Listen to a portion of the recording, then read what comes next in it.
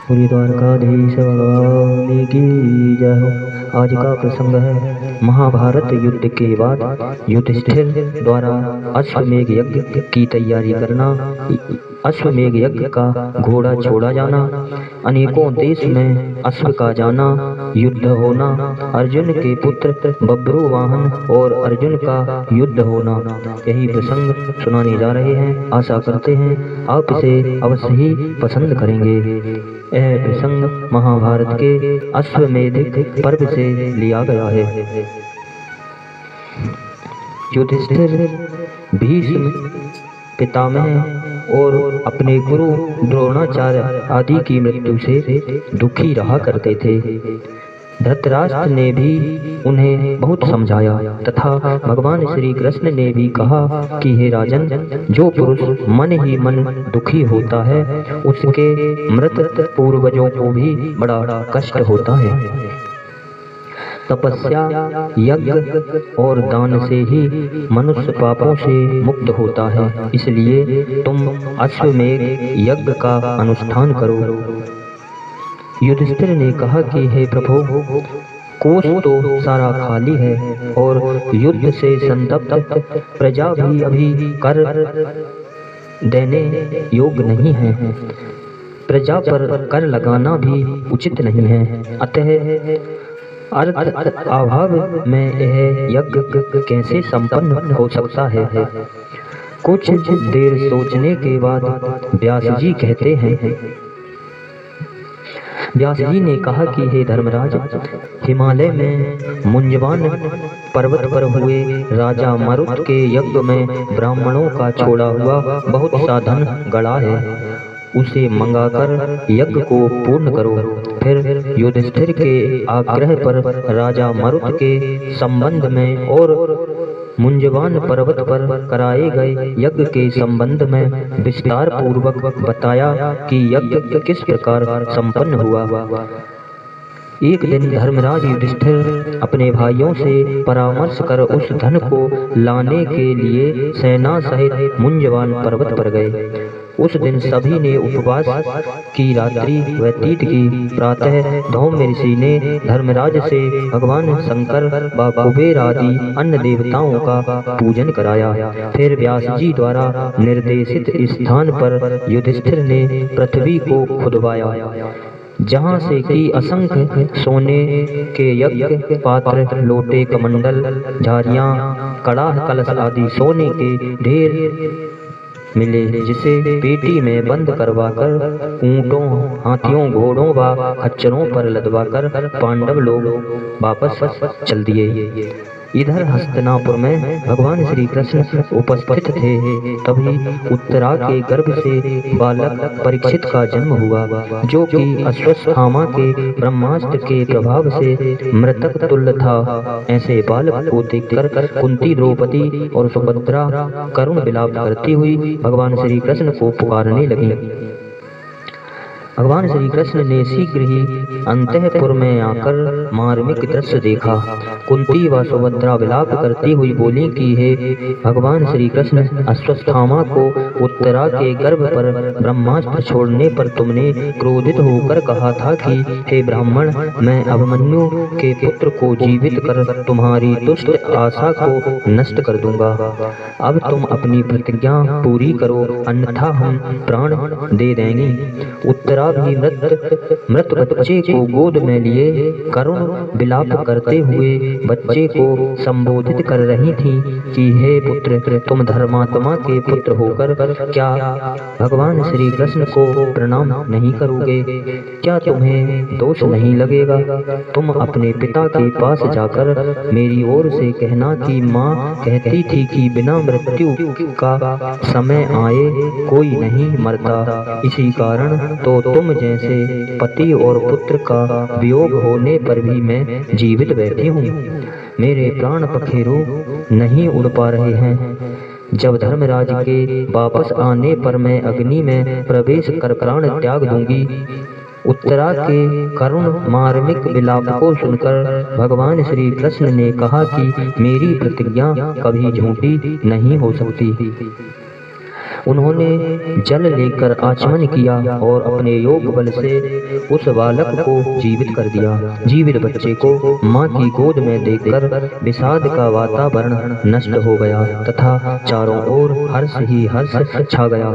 परीक्षित के जन्म के 1 मास बाद पांडव लोग अतुल धन लेकर वापस आ गए। बच्चे का जन्म बाद भगवान श्री कृष्ण के कर्म को सुनकर उनका विधिवत सत्कार किया। युधिष्ठिर के आग्रह पर व्यास जी ने अश्वमेध यज्ञ के विधान को बताया। यज्ञ में 20,000 ब्राह्मण वर्ण होंगे। सर्वदोष रहित चंद्रमा के समान कांति वाला, किंतु जिसका एक कान कृष्ण वर्ण का हो, ऐसा घोड़ा चैत्र मास की पूर्णिमा को छोड़ा जाएगा, जो संपूर्ण पृथ्वी का भ्रमण करेगा। इस घोड़े की रक्षा के लिए यजमान के पुत्र या भाई को जाना होगा। वह घोड़ा जहाँ मलमूत्र त्याग करेगा, वहाँ ब्राह्मणों को हवन करना होगा। घोड़े के मस्तक पर एक स्वर्ण पत्र बांधा जाएगा, जिस पर लिखा होगा कि मैंने इस घोड़े को अश्वमेध यज्ञ करने के लिए छोड़ा है। जिस राजा में शक्ति हो वह उसे पकड़े, घोड़े का रक्षक उसे छुड़ाएगा। इस प्रकार घोड़े को चारों तरफ से लौटकर आने पर अश्वमेध यज्ञ पूर्ण होगा। चैत्र मास के पूर्णिमा को ही तुम्हें सापत्नी के ब्रह्मचार्य व्रत धारण करके यज्ञ की दीक्षा ग्रहण करनी होगी। ऋषि याज्ञवल्क्य तथा मैं यज्ञ कार्य करवाएंगे। अब तुम यज्ञ सामग्री तैयार करो। शुभ मुहूर्त में महाऋषिवा ने युधिष्ठिर को सपत्नी के यज्ञ की दीक्षा दी।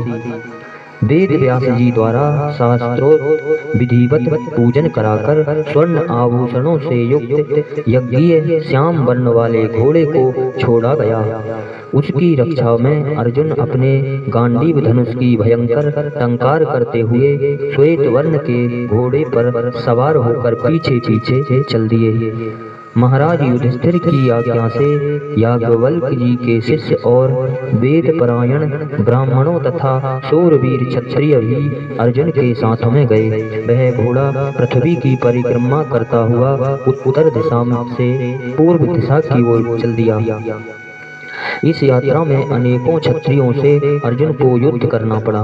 पूर्व पराजित किरात, यवन और अन्य जातियों के मलेच्छों को युद्ध में पुनः अर्जुन से पराजित होना पड़ा। जो राजा युद्ध में पांडवों द्वारा मारे गए थे, उनके बेटे तथा पोतों ने बदले की भावना से अर्जुन से युद्ध किया। जैसे त्रिगर्त देशवासी राजाओं की संतानें सूर्यवर्मा, इनके भाई केतुवर्मा और बालक धृतवर्मा ने अर्जुन से युद्ध किया। अर्जुन ने इन लोगों को घायल कर परास्त कर दिया। ये लोग इनके अधीन हो गए।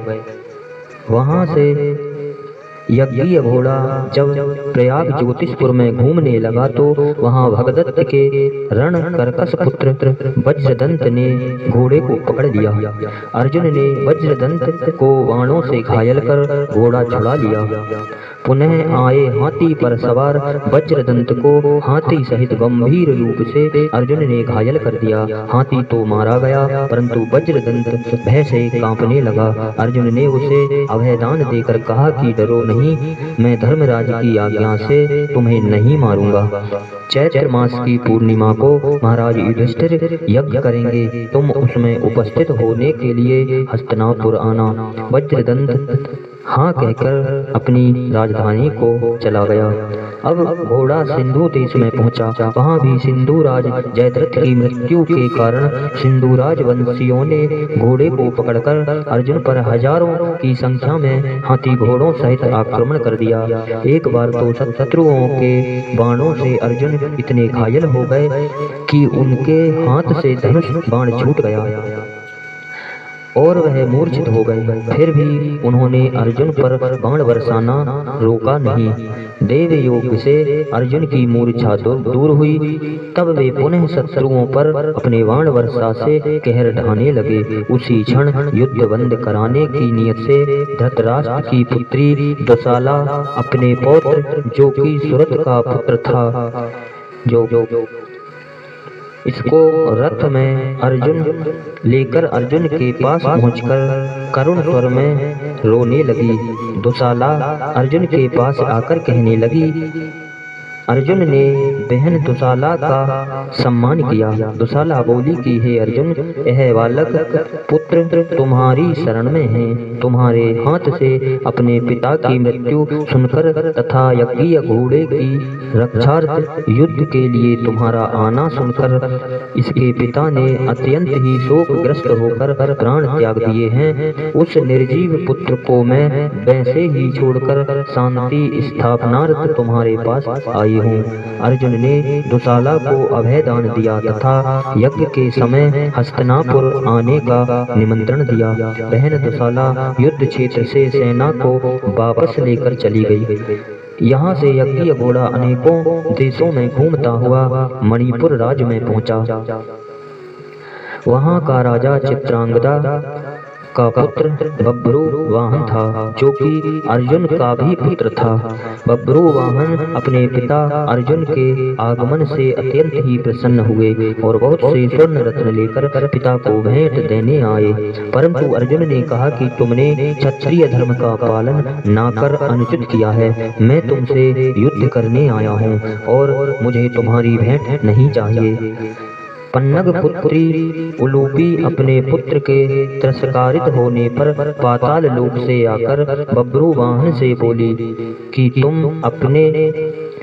मुझे अपनी माता समझकर मेरे कहने से अपने पिता से युद्ध करो और उन्हें प्रसन्न करो। माता उलूपी की आज्ञा से बब्रुवाहन ने शस्त्रों से सुसज्जित होकर युद्ध क्षेत्र में पहुंचकर यज्ञीय घोड़े को पकड़ लिया। फिर क्या था, पिता पुत्र में भयंकर युद्ध होने लगा।